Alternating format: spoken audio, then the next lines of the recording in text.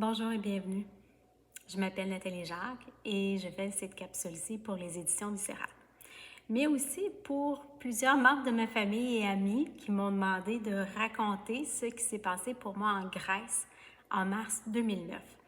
Alors, cette capsule-là, c'est juste cette histoire-là que je vais vous raconter. Donc, on prend ça relax.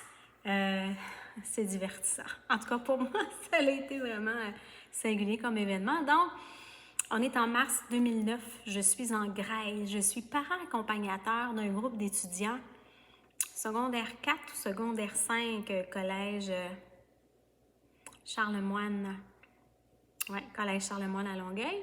Et j'y allais, mon plus vieux, Jonathan, était dans le groupe. Bref, on fait Grèce et Turquie. En fait, Turquie et Grèce, et on termine en Grèce. Et on est à la fin du voyage, la 13e journée sur 15, quelque chose du genre. Puis on est dans la région qui s'appelle les Météores. C'est des monastères qui sont en haut de grosses formations rocheuses, puis il y en a plusieurs comme ça. Et on est en train de visiter le premier monastère. Et quand on visitait les lieux, c'était toujours moi la dernière personne qui ramassait le groupe, dans le fond, qui closait, qui fermait le groupe. C'était moi, le parent accompagnateur, qui faisait ce job-là. Fait qu'on est dans la cour intérieure d'un monastère. Et dans la cour intérieure, autour, il y a, par exemple, les dortoirs, la cuisine, la chapelle,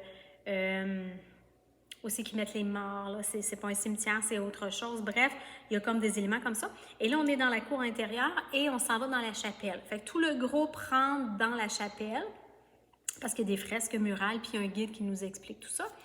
Et le groupe rentre, mais il n'y a plus de place. Fait que moi, je reste à l'extérieur avec un autre parent accompagnateur ainsi que le responsable du groupe qui s'appelle Michel. Je ne me rappelle pas de son nom de famille. Et on attend.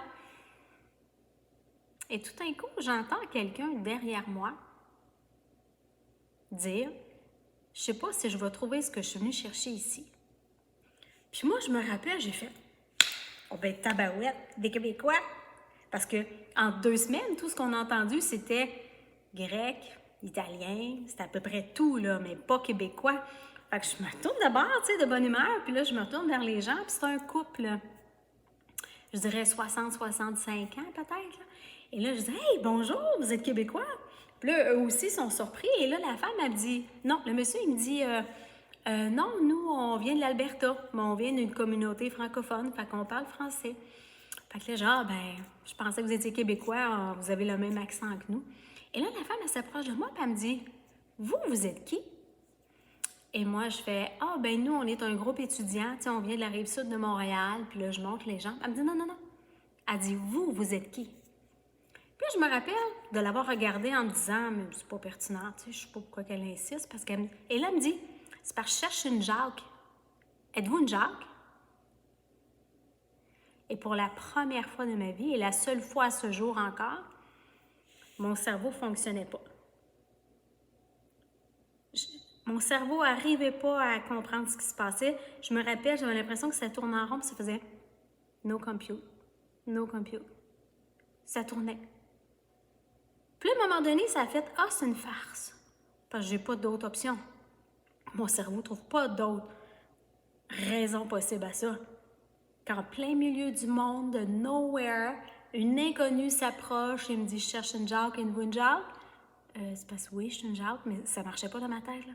Fait que là, j'ai regardé sur moi parce que je pensais que j'avais quelque chose qui identifiait avec Jacques. On avait comme des photocopies de nos passeports, mais je l'avais mis dans mon manteau, j'avais froid. Fait que tu sais, je me rappelle m'être regardée pour voir comment elle avait bien pu voir que j'étais une Jacques. Mais il n'y avait rien. Et là, elle me voit, tu sais, réagir. Et là, je fais juste comme ouais, je suis une Jacques. Mais encore là, je réalise, je suis pas capable de l'accepter finalement, ce qui se passe. Et là, elle, par contre, elle vient en émotion, là. Et là, elle s'excite, puis là, elle me raconte tout ça d'une shot, puis elle me dit « Oh mon Dieu, je suis tellement contente de voir une Jacques. » Elle dit « Ma mère, c'était une Jacques. Elle vient de mourir il n'y a pas longtemps, puis elle me dit qu'il fallait que je vienne ici aujourd'hui pour voir une Jacques. J'ai toujours voulu rencontrer la famille à ma mère, les Jacques. J'ai jamais eu l'occasion. Oh mon Dieu, je suis tellement contente de voir une Jacques. » Et là, elle me prend dans ses bras, elle me fait un câlin, puis moi, je suis comme...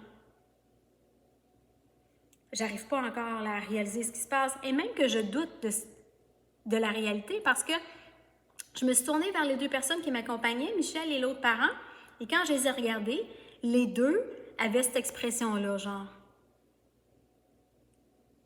Fait qu'eux autres aussi ne comprenaient pas ce qui se passait. Et le mari, la même chose. Fait que je me rappelle, je disais rien. Il n'y a rien qui sortait, j'étais bouche bée, mais elle a continué, là. Elle était tellement contente. Et là, elle me dit, oh mon Dieu, je suis tellement contente. Puis elle dit, regarde en plus que je viens d'acheter ici à la petite boutique du monastère. Il y avait une boutique que je n'avais pas vue, manifestement. Et là, elle dit, regarde. Puis là, elle sort de son manteau un sac en plastique. Puis dans le sac en plastique, elle sort, il y a un mouchoir en tissu blanc et il y a des papillons de brodés dessus, bleus principalement. Puis là, elle me dit, regarde, j'ai trouvé ça ici à la boutique. Elle dit, ma mère cousait des papillons sur les mouchoirs de mon père, pareil comme ça. Elle est comme, oh mais mon Dieu, je suis tellement contente. Puis là, elle n'en revient pas, puis nous non plus. Mais elle est comme la seule à réagir. Puis à part, puis elle va comme allumer un cierge. Il y avait des cierges un peu plus loin. Puis je me rappelle, là, il y a de la place pour avancer. Fait que, comme une automate, j'ai juste suivi.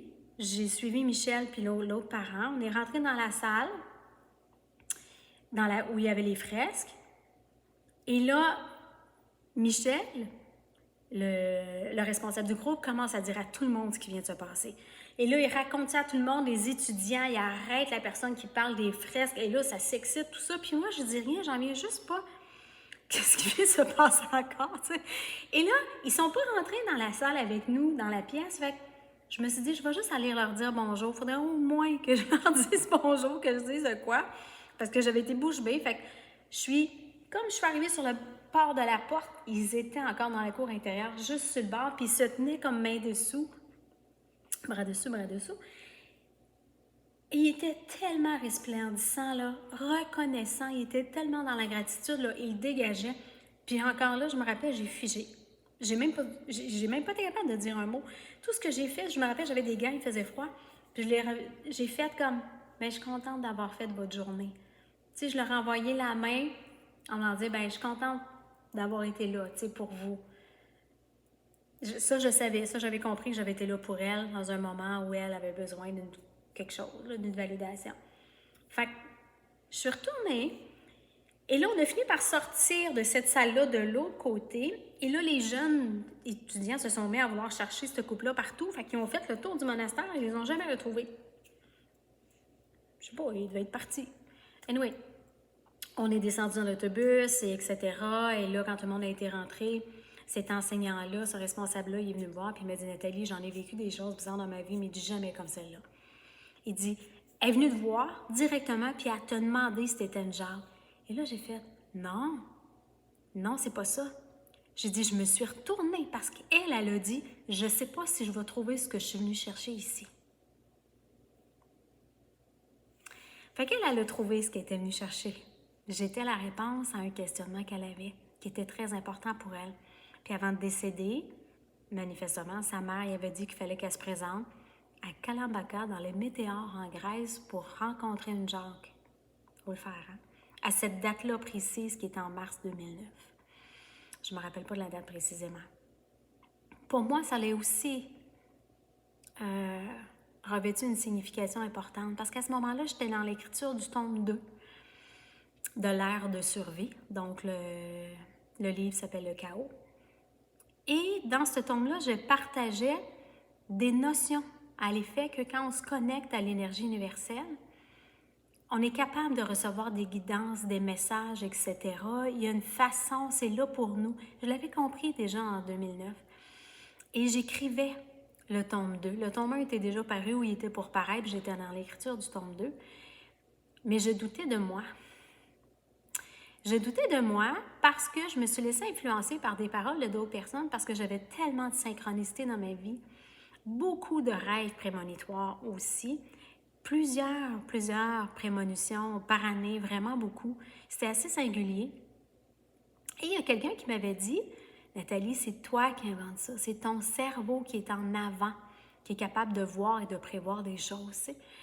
Puis j'avais fait, ah ouais, à ce point-là, tu sais, je sais pas, je voyais ça comme mon interprétation de ce que cette personne-là disait, c'était comme un besoin d'attention, quelque chose dans ce genre-là, tu sais. Et ça m'a mis, je sais pas, en doute par rapport à tout ce que je vivais, parce qu'il n'y a pas grand monde autour de moi qui vivait, qui est en mesure de faire ce que moi je fais, ou les connexions et tout ça. Puis j'étais en doute de moi quand j'étais dans ce voyage-là, sur ce point-là précis. Et quand ça s'est arrivé, j'ai pas compris sur le coup, évidemment, qu'il y avait aussi une réponse pour moi là-dedans.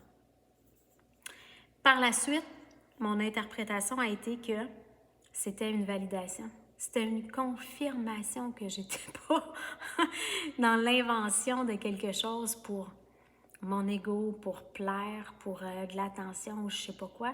J'étais même pas en mesure de fonctionner quand ça s'est produit. Pas en tout. C'était hors de ce que je pouvais m'imaginer. Donc, pour moi, ça a été une validation qu'il y a vraiment quelque chose, que c'est vraiment là.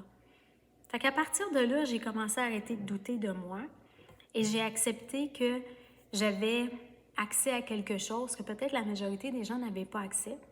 Et j'ai raconté cette histoire-là à tout le monde parce que j'étais contente aussi parce qu'il y avait beaucoup de témoins. Donc, j'étais capable de dire, vous voyez, ça s'est vraiment produit. Donc, c'est ça. Alors, c'était mon histoire. Donc, ce que j'en retiens, c'est que oui, il n'y a pas de hasard.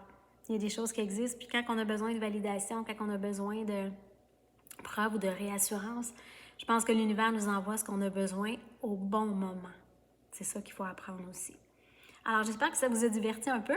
Voici pour... c'était mon top 1 de 5 expériences ou... oui, expériences singulières de vie. Et je vais partager les 4 autres dans d'autres capsules. Merci d'avoir été là.